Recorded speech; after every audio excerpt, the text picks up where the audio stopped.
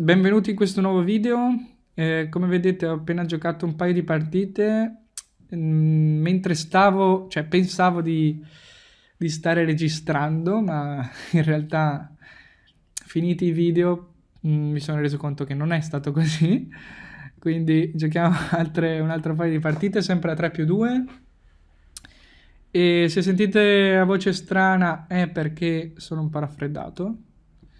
Però ok, non sto morendo, quindi va bene così. Giochiamo B3. Apertura Larsen. Ok. B3 l'ho giocato anche qualche volta in torneo con pessimi risultati, però è un'apertura abbastanza interessante. L'alfiere si posiziona subito lungo questa diagonale. Se il nero rocca corto potrebbe essere interessante anche per un eventuale attacco. E alfiere di 3, sviluppo normale. Sto ancora rosicando per i video che non sono andati prima.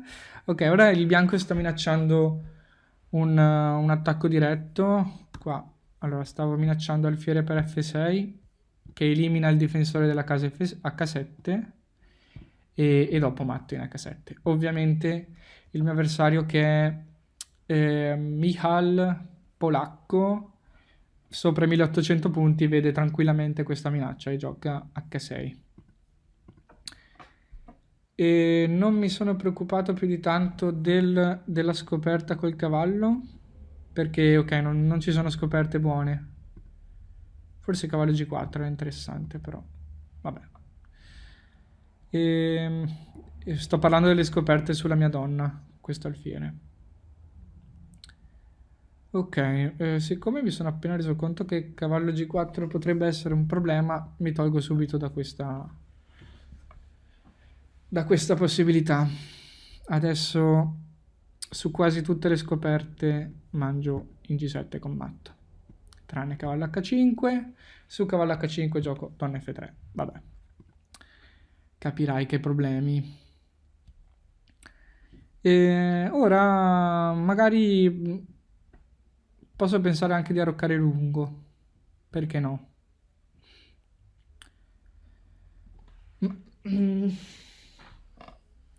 Michal, dubito che si pronunci così in Polonia, siccome hanno veramente delle pronunce incredibili.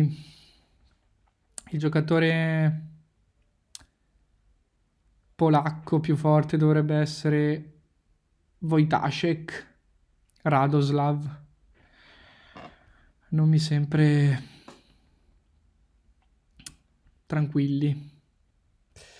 Ok, cavallo H5 è la mossa che mi preoccupa di più, perché adesso cavallo H5, donna F3, alfiere G4. Ok, quindi arrocco lungo non si può fare, perché alla fine mi prenderei questa infilata.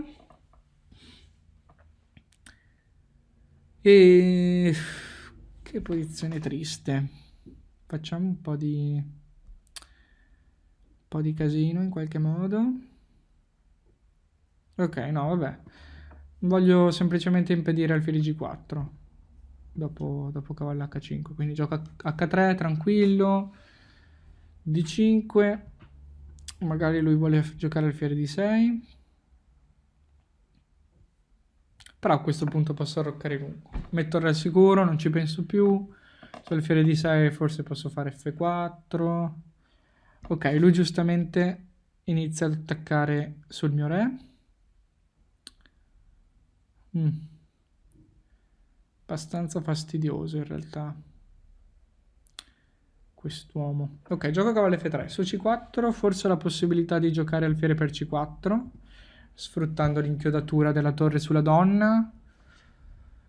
E non sono sicuro non sono così felice di mangiarmi questo pedone, anche perché gli apro una colonna che lui può utilizzare per attaccarmi, quindi non è proprio tutto oro ciò che luccica.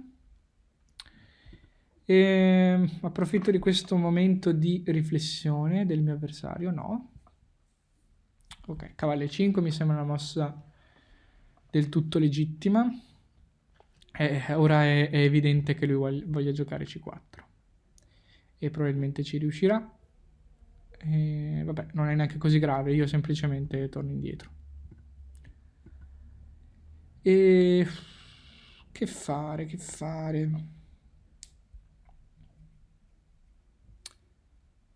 Niente, vabbè, gioco F4.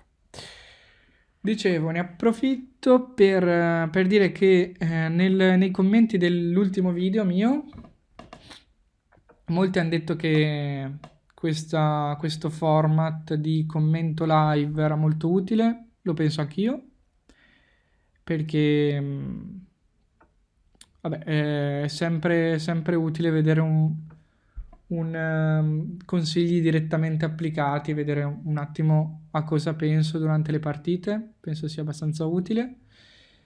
E magari qualche partita la commenteremo comunque perché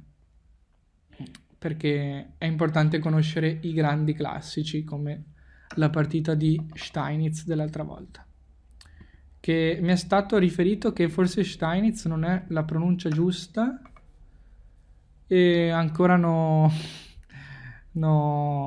mi sono informato. Ok, alfiere G4 forse era interessante anche mangiare di pedone per dopo spingere in G5 e approfittare della colonna della torre che si apriva sul suo re, però anche così va bene. Voglio anche conservare la possibilità di questa unione dell'alfiere con la donna verso G7. Ok, questa mi è sembrata subito un errore, perché pensavo che dopo alfiere per presa questo si potesse mangiare, ma in realtà c'è la donna che copre. F5 mi sembra molto più forte, che inizia a creare parecchie debolezze sul suo re. Ho finito il tempo, come al solito. Torre per D5, adesso la sua posizione sembra che stia un po' crollando. Ok, questo me lo mangio. E che fare? Mangio e poi gioco donna E5. E mi sa che qua scacco intermedio. Ok, no, non sto più ragionando molto lucidamente. Ok, questo è scacco matto. Ok, probabilmente la posizione del nero stava già collassando, lui poteva difendersi meglio. Dopo presa, lui giustamente ha mangiato qua perché sennò cadeva l'alfiere, sarebbe caduto l'alfiere in D7. E alfiere per scacco intermedio, importante. Torre per scacco. Ora vediamo se lui... Allora, torre G7 è palesemente un errore perché mangio con matto. Se ad esempio lui giocava... Se lui avesse giocato una Sembrozaia l'altro giorno, Re F8 e... Probabilmente torre F5 sarebbe stata una mossa molto forte, perché sulla presa sarebbe seguito il matto in G7 e comunque io minaccio un matto in G7. E molto difficile da affrontare questo attacco, anche perché sono riuscito in qualche modo a aprirgli completamente il re. E anche su H7 la posizione del bianco mi sembra molto forte, donna E4, Re 8, Torre 5 per, ad esempio, oppure donna, anche donna G6 sembra deadly. Per esempio Re F8, donna H6, Re G8, donna H8 matto. Questo alfiere, vediamo che fin dalla seconda mossa è stato molto utile per creare tutti questi tipologie di attacco sul lato di Re. E niente, spero che vi sia piaciuta questa partita e spero di aver registrato questa volta. Ci vediamo al prossimo video. Ciao ragazzi! E ora per continuare che cosa posso fare? Beh, innanzitutto ti consiglio di iscriverti al nostro canale in modo tale da non perderti le nuove video lezioni. E poi puoi vedere il video che è stato più cliccato in questa settimana. Ci vediamo, ciao!